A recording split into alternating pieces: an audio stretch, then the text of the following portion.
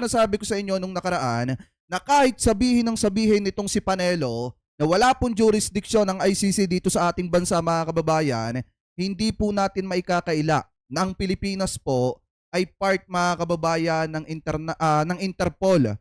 Ano po, at kapag ka-Interpol na ang kumilos mga kababayan, wala po tayong magagawa kung hindi gampanan mga kababayan yung obligasyon po natin na makipagtulungan sa Interpol. At kapag ka dumating yung time na naglabas ng arrest warrant ang ICC mga kababayan at pinadaan po nila sa Interpol at ang Interpol ay kumilos, wala po tayong magagawa kung hindi makioperasyon or makipagtulungan mga kababayan sa Interpol para hulihin yung mga gustong ipa-aresto ng ICC na yung warrant of arrest ay ipinadaan dito po sa Interpol mga kababayan. So ngayon, pakinggan po natin etong nakita nating balita mga kababayan. Actually, dapat kagabi natin to gagawa ng reaction video, pero mga kababayan, sa balita naman wala namang nalalaos mga kababayan. Ang mahalaga pa rin maipaalam sa taong bayan kung ano po talaga yung totoong kalagayan nung pagdating ng ICC mga kababayan or pagpapaniningil ng ICC dito po sa mga Duterte mga kababayan at sa mga kaalyado po nito. So ngayon,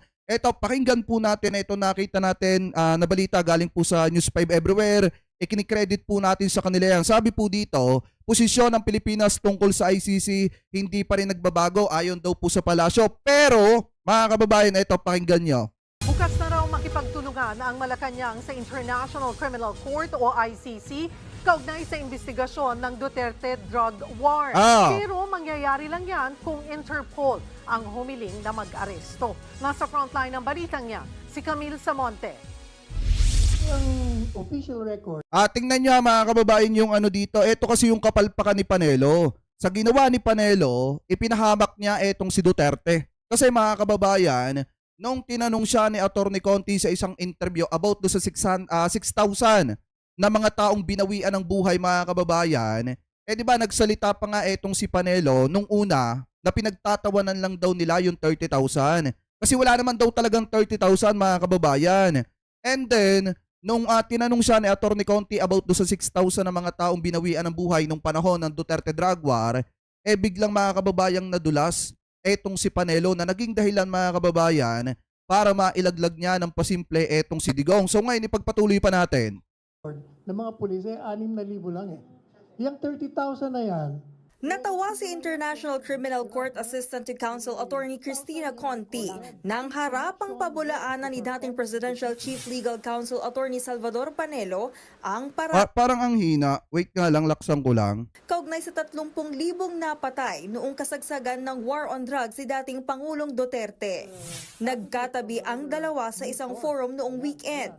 Nagkasagutan sila nang tawagin ni Panelo na propaganda ang paratang tungkol sa mga napatay noong Duterte drug war. Pero sir, may 6,000. 6,000 yung recorded in Ah. connection with the performance of the duties of the police. Kaya nga sinasabi namin ever since, So ibig sabihin may 6,000 nga na recorded na binawian ng buhay nung panahon ng Duterte drug war. Alam nyo mga kababayan, ito yung problema kay Panelo. Pagka si Duterte kasi yung pinag-uusapan mga kababayan, kahit alam nilang huli na sila ng taong bayan, kahit alam ng bistado na sila, pinipilit pa rin ni Panelong itangge at ipagtanggol etong si Duterte mga kababayan, at itangge yung mga ginawa nila na pang-aabuso sa kapangyarihan nung sila ang nasa kapangyarihan mga kababayan. Yan kasi ang problema sa kanila. Pag si Duterte ang pinag-uusapan, lahat gagawin ni Panelo para pagtakpan etong ginawa ni Duterte na pang-aabuso sa kanyang kapangyarihan. Ipagpatuloy pa natin. tanda nyo. Sige sir, see you in the ICC. Matapos kumalas noong 2019, dati nang iginiit ni Pangulong Bongbong Marcos na walang jurisdiksyon ang ICC sa Pilipinas. Pero sa panayam sa Reuters kamakailan, inamin ni Justice Secretary Boying Rimulya na bukas na raw ang gobyerno ng Pilipinas. Plano raw nilang kausapin ang ICC at may mga tumutulong na raw para makapag-usap ang dalawang panig. Agad naman itong binatikos ni Panelo. Giit niya, maituturing daw na insulto at pag-atake sa integridad at soberanya ng ating bansa ang pahayag ni Rimulya. Hindi kasi mga kababayan masasabing insulto yan. Kasi alam nyo kung bakit. Marami sa mga kababayan natin ang humihingi ng hustisya. Marami sa mga kababayan natin Pilipino, lalo na yung mga naiwan na mga pamilya na nabiktima nung madugong pakikipaglaban ni Duterte sa ipinagbabawal na bato, ang hanggang ngayon ay humihingi po ng hustisya. Ngayon mga kababayan, ano ba ang mas insulto? Yung mag-imbestiga ang ICC dito sa ating bansa mga kababayan, or hindi mabigyan ng hustisya yung mga pamilya ng mga nabiktima na naiwan mga kababayan na ngayon ay humihingi po ng ng hustisya. Pinananawagan nila na mabigyan ng hustisya at mapapanagot yung mga tao na dapat po ay mapapanagot. Di ba mas lalong malaking insulto kung hindi mabibigyan ng hustisya yung mga kababayang Pilipino po natin na humihingi at nananawagan po ng hustisya kaysa dun sa gagawing pag-iimbestiga mga kababayan ng ICC at pakikipag-usap ng DOJ dito po sa ICC mga kababayan. Ano po, so ngayon ipagpatuloy pa natin. Bansa ang pahayag ni Rimulya. Lalo't kontra raw ito sa posisyon ni PBBM na hindi sila makikipagtulungan sa ICC. Nitong Disyembre lang, nagbukas na rin ng online portal ang ICC para sa witness appeal para maghanap ng mga pwedeng magbigay sa kanila ng impormasyon na pwede nilang magamit sa kanilang investigasyon at posibleng trial sa umano'y crimes against humanity ng war on drugs ni dating Pangulong Rodrigo Duterte. Ang DOJ... Alam nyo mga kababayan, sa totoo lang natatawa nga ako dun sa mga vlogger nitong si Digong at dun sa mga taga-suporta nito kasi sinasabi nila at pinapalabas nila ngayon mga kababayan, gumaganti lamang daw po ang gobyerno. Kaya daw pinag-uusapan uli at umiinit itong usapin ng ICC mga kababayan laban dito kay Duterte. Kasi gumaganti daw ang gobyerno, gawa daw po nung expose nitong si Duterte patungkol daw po sa 2025 budget. Ngayon mga kababayan, alam nyo ba kung iisipin natin, yung mga nagdaan na paliwanag ni former Senator Trillanes na konti na lang at hinug na mga kababayan, etong ICC mga kababayan laban dito kay Duterte, konting-konting panahon na lang at magugulat na lang tayo, inaaresto na etong si Duterte. Baka mga kababayan, eto na yung tamang panahon.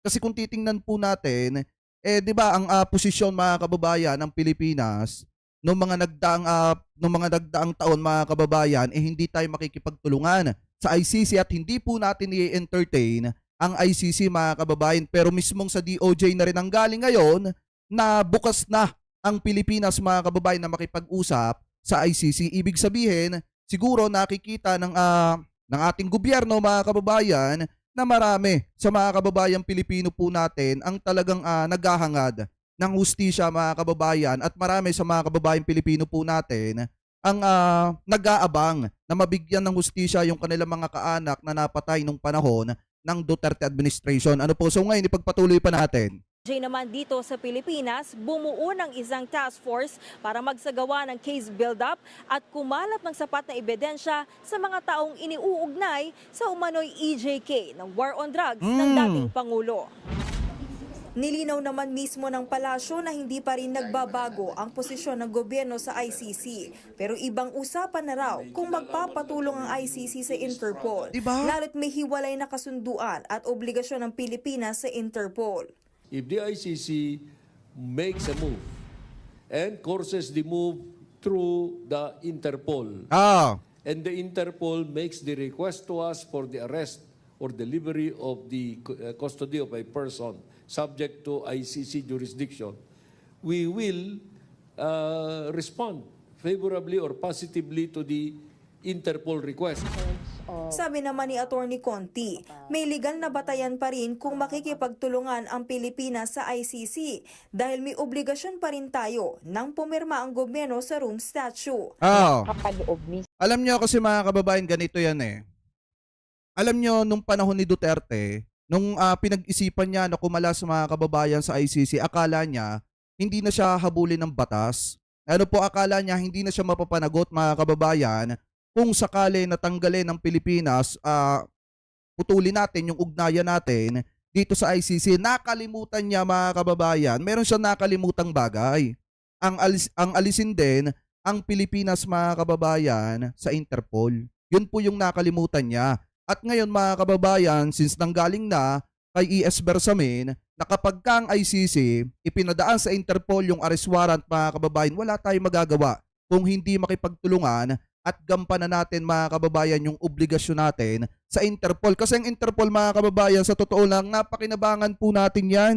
Sa totoo lang mga kababayan, napakinabangan po natin ang Interpol. Unang-una mga kababayan, dito kay Tevez na kung saan nang dahil sa Interpol mga kababayan na huli etong si Tevez dyan po sa Timor-Leste. At ngayon naman mga kababayan, kung sakali napadaanin ng ICC yung kanilang arrest warrant sa Interpol, wala tayong magagawa. Kung hindi, gampanan natin yung obligasyon natin at makipagtulungan yung ating mga law enforcer dito po sa mga taga-Interpol mga kababayan para hulihin etong si Duterte. Ano po, so ngayon ipagpatuloy pa natin. Mismo sa pinirmahan natin noon. At kahit pa umalis na tayo, Ang mahina itong sa balita mga kababayan. Anyway, tuloy natin. nandun pa rin yung obligasyon na yun. Tama. Nagbabalita ang mula sa Frontline, Camille Samonte, News 5. Alam nyo, kung tutuusin, si Panelo yung isa sa may kasalanan kung bakit napapahamak etong si Duterte. Kasi mga kababayan, isipin nyo sinabi ni Panelo, 6,000 lang daw yung for recorded mga kababayan. Ibig sabihin, hindi niya itinatanggi. Hindi nila itinatanggi na may 6,000 na mga Pilipino ang binawian ng buhay ng panahon ng Duterte drug war. At dahil doon mga kababayan, mas lalong lumalakas ang ginagawang investigasyon ng ICC. At bukod pa dyan mga kababayan, nakita naman natin sa Quadcom yung mga mismo mga ebidensya mga kababayan at mga sinumpaang salaysay ng mga taong magpapatunay na talagang etong si Duterte ay napakalaki ang partisipasyon dyan po mga kababayan sa mga patayan nung panahon ng kanyang administrasyon.